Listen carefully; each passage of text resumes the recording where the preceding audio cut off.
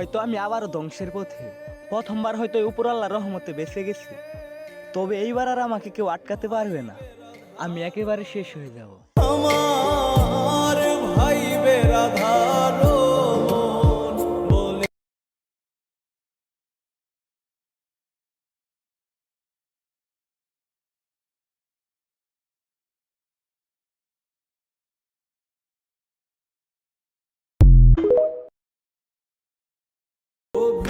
হয়তো আমি আবারও ধ্বংসের পথে। প্রথমবার হয়তো উপরআল্লাহর রহমতে বেঁচে গেছি, তবে এইবার আর আমাকে কেউ আটকাতে পারবে না। আমি একেবারে শেষ হয়ে যাব। আমার ভাই বেরাধারো